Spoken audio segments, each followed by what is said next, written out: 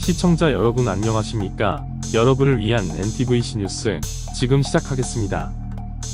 1945년 대한독립 이후 수십 년, 우리는 여전히 대한의 독립운동가들을 기리고 있습니다.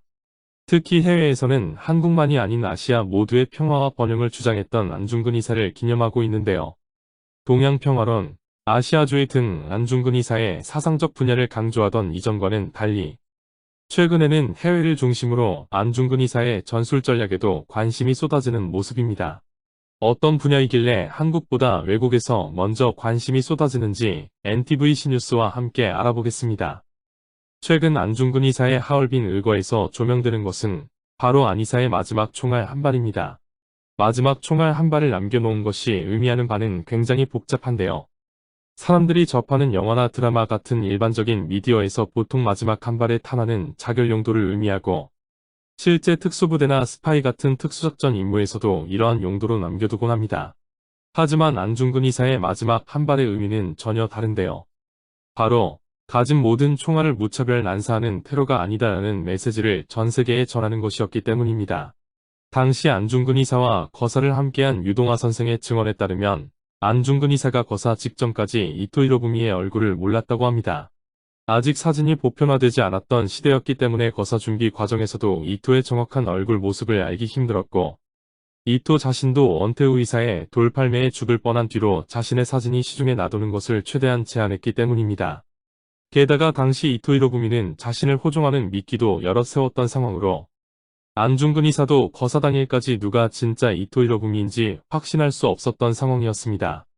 이 때문에 안중근 이사는 긴박한 거사 순간에 여러 명의 타깃을 모두 저격해야 했는데, 자칫 잘못하면 그저 일본인을 대상으로 한 무차별 테러로 오인받을 수 있었던 상황이었습니다.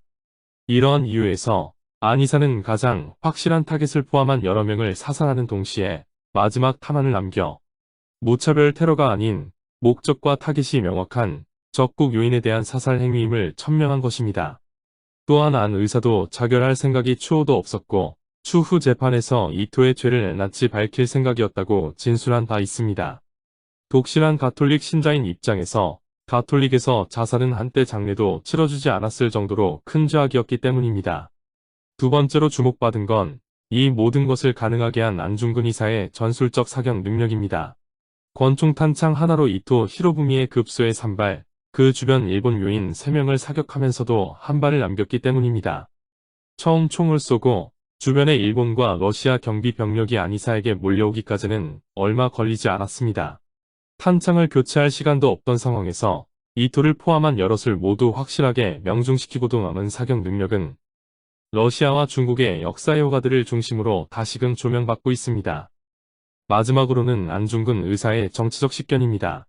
안 이사는 거사 후의 재판에서도 일본의 명성황후 씨의 사건이 무죄를 받은 판례와 자신의 사형 구형을 비교하는 등 뛰어난 정치적 식견을 보이며 일본 제국주의 인사들을 난감하게 했습니다.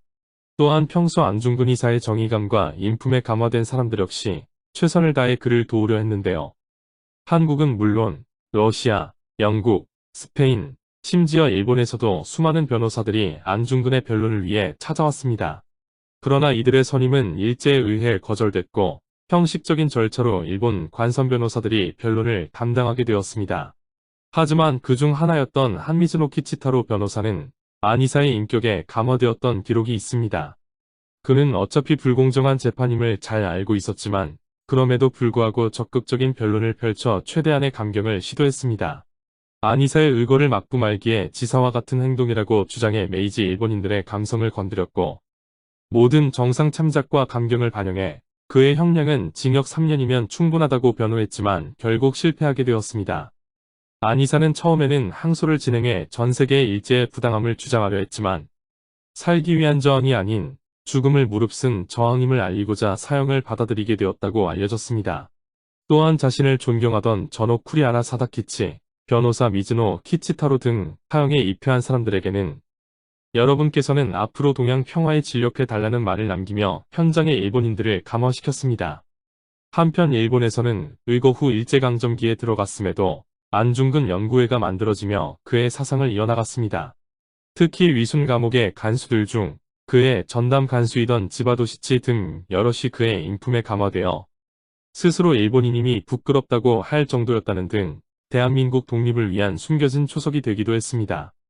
또한 달료카야 우크라이나, 프리 아무리에 등 당시 현지 러시아 언론에서는 한국의 애국자 안중근, 조선의 복수라고 설명하는 등 안중근 의사를 일제에 저항하는 영웅으로 그리는 현지 보도에서 러시아 안팎의 높은 관심을 알 수 있습니다. 그 외에도 중국 장제스 총통은 수백만의 중국군이 해내지 못한 것을 조선의 한 청년이 해냈다고 찬탄하며 직접 애도시를 지어 몸은 한국에 있어도 이름은 만방에 떨쳤어라고 안중근 의사를 추도했습니다.